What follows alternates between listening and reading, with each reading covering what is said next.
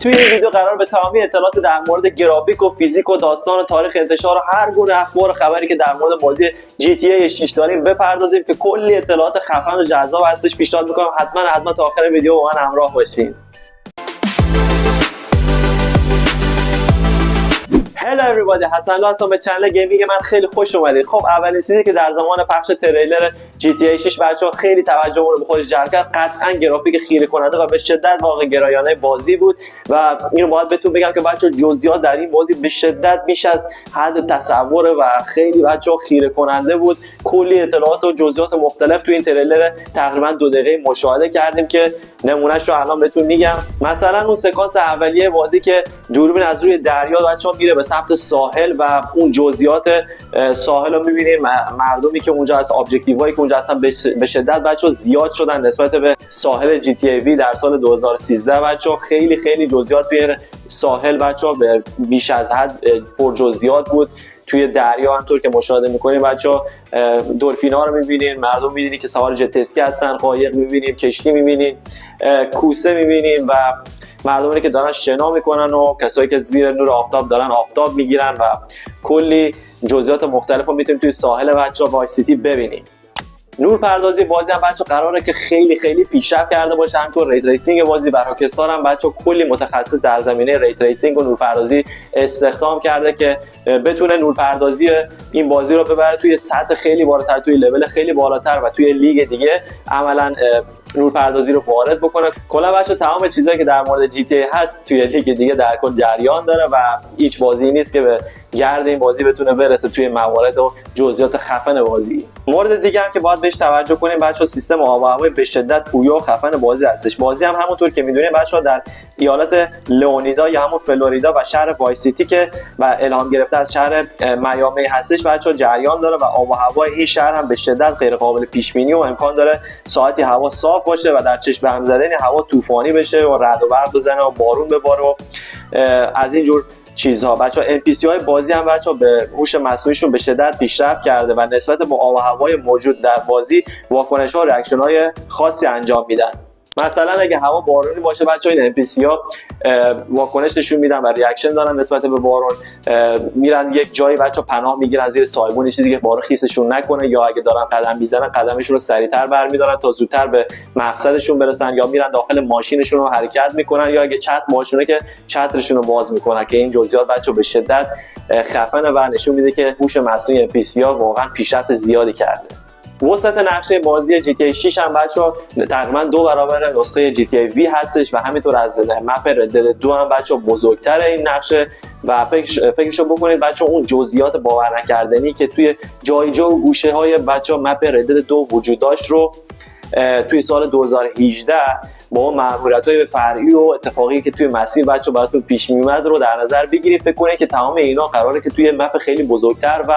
پرجزئیات‌تر و در شهر امروزی در بازی GTA 6 جریان پیدا کنه با کلی اتفاقات رندوم و مأموریت‌های مختلف و فرعی که امکان داره سراتون قرار بگیره. فکرشو بکنید که چقدر بگذار جذاب و سرگرم کننده باشه. اینطور که رسانه‌های معتبر و اینسایدرها اعلام کردن داخل بازی ما میتونیم به بیش از 70% ساختمان‌های بازی وارد بشیم و بگردیم. فکرشو بکنید تقریبا میتونید وارد هر خونه و ساختمان و پاساژ و مغازه‌ای بشید و جالب اینه که دیزاین هر خونه با خونه دیگه بچه‌ها کاملا متفاوت و جدید هستش که این موضوع با استفاده از یک سری الگوریتم‌ها و هوش مصنوعی بچه‌ها اجرایی شده که خود سیستم بازی قبل از اینکه شما به خونه ورود بکنید دیزاینش رو به صورت رندوم چیدمانش رو به صورت رندوم بچه‌ها میچینه و باعث میشه که دیزاین‌های مختلف از خونه‌های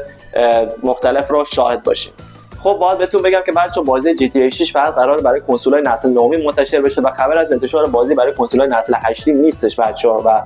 خب طبیعی هم هستش بچه‌ها بازی با این حجم از جزئیات و وسعت و بزرگ بودن بازی بچه‌ها کاملا طبیعیه که نسل 8 نتونه همچین وسعتی رو بچه‌ها رندر بکنه توی بازی و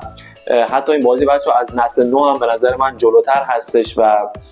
طبیعیه که برای نسلش منتشر نشه. این بازی قراره بچه‌ها برای کنسول‌های ایکس باکس سریز اس و سریز ایکس و همینطور پلی استیشن 5 منتشر بشه و با تأخیر 1 الی 2 ساله روی پی سی هم منتشر خواهد شد که پی سی بازه متاسفانه باید 1-2 سال صبر بکنم برای پورت بازی برای پی سی و کنسول پلیر میتونن از بازی از روز اول عرضه لذت ببرن. در مورد نحوه بازی هم روی کنسول ها بچه حرف و حدیث زیادی هستش و طبق سابقه‌ای که شرکت راکستار داره بچه‌ها و بازی قبلی که این شرکت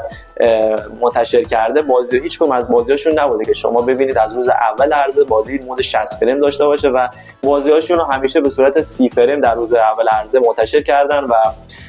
به جز بازی GTA V که بچه‌ها اونم به خاطر اپتیمایزی که برای نسل نهم دریافت کرد بچه‌ها مود 60 فریم بهش اضافه شد و اونم در روز اول عرضه به صورت 30 فریم اجرا می‌شد. اما طبق گفته وبسایت اوتوولیشن فقط PS5 پرو میتونه این بازی سنگین رو 60 فریم اجرا بکنه. از طرفی هم بچه‌ها دیجیتال فاندری هم گفته که PS5 پرو هم با اون قدرت زیادش نمیتونه از پس 60 فریم اجرا کردن این بازی بر بیاد و فقط در مواردی مثل نورپردازی و سایه‌زنی و اینا بهتر از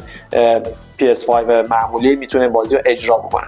هوش مصنوعی NPC ها بچه‌ها به شدت پیشرفت کرده و برای کسانی که نمیدونن NPC چی هستش بچه‌ها، NPC ها به کاراکترهای داخل بازی گفته میشه که قابل بازی نیستن و حکم سیاه لشکر رو دارن دیگه. فرض کنید شما توی GTA مردم عادی رو که میبینید دارن برای خودشون زندگی میکنن، به اینا میگن NPC و NPC به کاراکترهایی میگن که قابل کنترل کردن نیستن بچه‌ها. همینطور در داخل داستان بازی هم به قول معروف جایگاهی ندارن و فقط حکم یه سیاه لشکری دارن و مثل همین مردمایی که توی جهان بازی GTA میتونید مشاهده بکنید و قراره که با این پیشرفت هوش مصنوعی NPC ها بچه‌ها با چیزی مشابه چت GPT روبرو باشیم و اینکه بتونیم با NPC های داخل بازی ارتباط خیلی عمیق‌تری برقرار بکنیم و به گفتگو بپردازیم، تعامل خیلی بیشتری باشون داشته باشیم. نمونه همچین چیزی رو بچه‌ها که البته خیلی نمونه پیش پا افتاده و ابتدایی هستش و شامل یک سری دیالوگ‌های ضبط شده از قبل هستش در بازی رد دد ردمپشن 2 در سال 2018 دیدین که اونم در حدی بود مثلا شما با NPC های بازی بتونین یه احوال پرسی بکنین و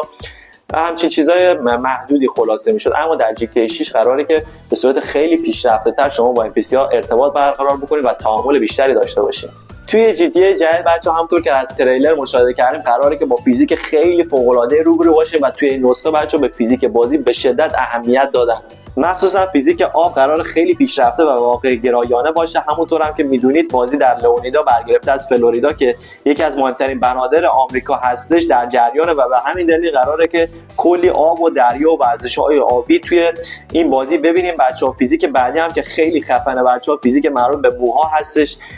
فقط برای این موضوع کافی به اون دو تا سکانسی دقت بکنید که اون خانومی که بالای ماشین داره دنس میزنه و خانومی که توی استخر هستش و داره اونجا فیگور میگیره و جسم میگیره، به حالت موهاشون دقت بکنید و ببینید که موهاشون چقدر طبیعی بچه‌ها داره تکون میخوره و حتی نه فقط موهاشون، گردنبنداشون و لباساشون بچه‌ها همشون انگار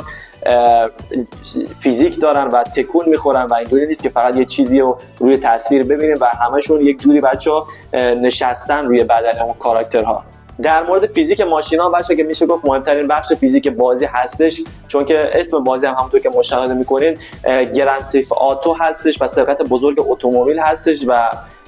کلا رانندگی کردن، ماشین سواری کردن و دزدیدن ماشینا بچه‌ها توی بازی خیلی نقش مهمی داره و گیم پلی بازی خیلی روی حول محور رانندگی میچرخه و این که عرضم بزرگتون قرار شده که فیزیک بازی بچه‌ها همانند نسخه GTA IV یا همون GTA 4 بچه‌ها که فیزیک به شدت فوق‌العاده حالا چه در بخش ماشین‌ها و کلا جزئیات و فیزیک بازی وجود داشت. بچه‌ها خودتون دیگه بهتر میدونید که سلطان فیزیکا بازی GTA IV هستش و قراره که نسخه GTA 6 هم مثل GTA 4 به فیزیک بچه‌ها اهمیت خیلی بیشتری بدن. فیزیک ماشینا بچه‌ها توی نسخه GTA V یه مقدار نسبت به GTA 4 آرکیدتر بود و یه مقدار که شرط کنم خیلی آرکیدتر شده بود و به نظر من و همینطور نظر رسانه‌ها و همینطور مطمئنم نظر شما هم اینه که GTA 4 خیلی فیزیک ماشینای بهتری داشت نسبت به GTA V و از این نظر قراره که فیزیک خیلی فوق‌العاده بچه‌ها تو بخش ماشینای GTA 6 داشته باشیم و خیلی حتی بهتر از GTA 4 و لذت ببریم از بخش رانندگی این بازی. خب برسیم به بخش داستان بازی. بذارین هر گونه اطلاعاتی که تا اینجای کار بچه‌ها در مورد داستان بازی داریم، اخبار و لیک‌هایی که شده در مورد بازی رو الان بهتون بگم و بدونید که با چه داستانی قرار روبرو بشیم. نقش اصلی بازی کاراکتر زنی به اسم لوسیا هستش که بازیگر این کاراکتر بچه‌ها خانم مانی پرز هستش، اینطور که لیک شده و رسانه‌ها به این موضوع پی بردن و کاراکتر دوم قابل بازی هم بچه‌ها جیسون هستش که بازیگر آقای این کاراکتر هم دیلان روک هستش. شخصیت‌های این دو زوج خلافکار از زوج تفکر معروفی به نام بانی و کلاین برگرفته شده و طبق چیزی که ما توی تریلر می‌بینیم لوسیا داخل زندان هستش و اینجا دو تا تئوری بچه‌ها وجود داره. یا اول بازی لوسیا در زندانه و بعداً آزاد میشه که اونم به صورت محدود هستش و نمیتونه به هر جایی سفر کنه و بره به دلیل پابندی که بچه‌ها در عکس کاور بازی هم به پاش وصله. این موضوع رو یه جورایی بیشتر بهش دامن میده و تئوری دوم بچه اینه که اول بچه لوسیا آزاده و بعداً طی داستان بازی دستگیر میشه و مدت زمان بخش داستانی بازی هم بچه چیزی بین 30 الی 40 ساعت خواهد بود و تقریبا تجربه مثل جی تی وی هستش و از ردد 2 هم بچه بخش داستانی بازی کوتاه‌تره و اما نگران موضوع نباشید بچه، چون مراحل فرعی به شدت سرگرم کننده و متنوعی داره بازی که بچه میتونه ساعت‌ها سرگرمتون کنه. در مورد بچه‌ها ساعت بخش گیم پلی هم به نظرم اصلا نگران نباشید، چون راکستار میدونه داره چیکار میکنه و اگه حتی بازی بچه‌ها 30 تا 40 ساعت هم یه بخش داستانیش قرار گیم پلی داشته باشه، من مطمئنم که قراری 30 ساعت 40 ساعت خیلی هیجان انگیز و خفن داشته باشیم. پس به راکستار اعتماد داشته باشین، همونطور که من اعتماد دارم و میدونم که بچه‌ها قراره که خفن ترین گیم تاریخ صنعت ویدیو گیم رو تحویل ما بدن. نکته بعدی که باید بهتون بگم که بچه‌ها به نظر خیلی جالب میاد اینه که شما توی بازی بچه‌ها آزادی عمل به شدت بالایی داره، اونم در مأموریت‌های اصلی بازی، میشن‌های اصلی بازی و اینطور نیست که بازی مثلا به شما بگه شما از نقطه A به نقطه B برید، این افراد اونجا درگیر بشین، بکشین و فلان چیزو مثلا بدزدین و فرار بکنین. اینجوری نیست بچه‌ها، بازی دست شما رو برای انجام مأموریت‌ها کاملا باز میذاره و بستگی به خودتون داره که اون مأموریت رو بچه‌ها بدون سر صدا برین جلو، به صورت مخفیانه برین جلو یا مثلا درگیر بشین، سر صدا بکنین و کلی هیاهو به پا بکنین و شلوغ‌کاری بکنین و همه اینا مربوط به این میشه که شما قبل از انجام دادن اون میشن بازی چه مقدار اطلاعات از اون مأموریت دارین و با توجه به اطلاعات بیشتری که داشته باشین میتونید مرحله رو آسان‌تر و در صورت برعکسش مأموریت رو سخت‌تر به پایان برسونید. خب بریم به بخش تاریخ انتشار بازی بچه‌ها. طبق چیزی که در تریلر مشاهده کردیم گفتن بازی در تاریخ پاییز سال 2025 قرار منتشر بشه که میشه حدوداً بین 1 آبان الی 11 آذر سال 1404 در همچین تاریخی میشه حدوداً. استراو استرلینگ رئیس تیک تو کمپانی مادر شرکت راکستار هم بچه‌ها اعلام کرده که به عرضه بدون تأخیر بازی‌ها بچه‌ها باور داره و قراره که تجربه کاملا جدید و واقع گرایانه رو تجربه بکنید. خدا کنه بچه‌ها با این هم انتظاری که ما داشتیم بیش از 10 سال پروژه ساخت بازی به طول انجام میده و امیدوارم دیگه تأخیر بازی نخوره و به سال 2026 نیفته و واقعا اتفاق تلخی اگه اتفاق بیفته. و یه نکته دیگه هم که باید بهتون بگم اینه که بچه‌ها راکستار کارمندای خودش رو دعوت به کار حضوری در استودیوهاش کرده برای پابلیش بهتر و دیباگ کردن بازی و این خودش نشون میده که اینا خیلی سعی دارن بازی رو بچه‌ها در تاریخ که مشخص کردن بازی رو منتشر بکنه و امیدوارم که همین اتفاق بیفته و شاهد تأخیر بازی نباشیم. خب در ادامه ویدیو بچه‌ها با من همراه باشین تا بریم چند تا خبر کوتاه و جذاب با هم دیگه ببینیم. تا اینجای کارم بچه‌ها اگه از ویدیو خوشتون اومده و براتون مفید بوده خوشحال میشم که این ویدیو رو لایک بکنید و کانال منم اگه دوست داشتید سابسکرایب بکنید. شما در بازی مثل ردد 2 محدودیت حمل سلاح دارید و باید سلاح اضافی خودتون رو در صندوق عقب ماشینتون حمل بکنید. بازی دارای مود بسکتبال 3-3 هستش و همینطور امکان وجود یک مود فوتبال در بازی هم وجود داره طبق اخباری که لیک شده و رسانه‌ها خبرش رو منتشر کردن. احتمال حضور شخصیت‌های دوست داشتنی جی تی وی درون بازی به عنوان نقش کوتاه و یا در بخش آنلاین بازی بچه‌ها زیاد هستش. همینطور کاراکتر تامی بچه‌ها که کاراکتر جی تی ای وای سیتی هستش هم به دلیل اینکه بازی در شهر وای سیتی جریان داره امکانش هست بچه‌ها، شایعه‌ای هستش که میگن امکانش هست یه حضور هرچند کوتاهی هم درون بازی داشته باشه. ظاهر لوسیا و جیسون قابل تغییره و قرار باشگاه بدنسازی هم مثل نسخه سان‌اندریاس در بازی برگردن و بچه‌ها کاراکتر مورد علاقه‌مون رو بتونیم چاق یا لاغر یا ورزیده بچه‌ها تبدیل بکنیم. اولین تریلر بازی که در 5 دسامبر 2023 بچه‌ها منتشر شد تاکنون بعد از گذشت 7 ماه به بیش از 200 میلیون بازی در یوتیوب رسیده که رکورد فوق‌العاده‌ای هستش. در تاریخ به عنوان پربازی‌ترین محصول سرگرمی تبدیل شده این بازی جی تی ای 6. هزینه ساخت بازی بیش از 2 میلیون دلار بوده بچه‌ها که خیلی رقم بالاییه. درون بازی سوشال مدیا و شبکه‌های اجتماعی نقش بسیار پررنگی دارن و همونطور که درون تریلر بازی هم دیدیم شما میتونید در این شبکه‌ها فعالیت بکنید و معروف بشین و حتی فالوور جذب بکنید و پست‌های مختلفی رو بچه‌ها توی فضای مجازی به اشتراک بذارید. قرار ارز دیجیتال خاصی در بازی جی تی 6 وجود داشته باشه که اگه واقعا همچین چیز اتفاق بیفته بچه‌ها حتی ما میتونیم از بازی درآمدزایی هم داشته باشیم که به دلیل پلتفرم بسیار بزرگ این بازی بچه‌ها امکانش هست که این بچه‌ها پول درون بازی لیست بشه و تبدیل به ارز دیجیتال بشه و بتونیم که مثل پول واقعی ازش استفاده بکنیم که اگه این اتفاق بیفته واقعا دیگه راکستار صنعت گیم رو زیر و رو کرده. در گزارش مالی شرکت تیک تو حدوداً یک ماه پیش برگزار شد بچه‌ها مشخص شد که جی تی ای 5 جی تی ای وی تا به این لحظه بیش از 200 میلیون نسخه فروخته، اونم روی 3 نسل مختلف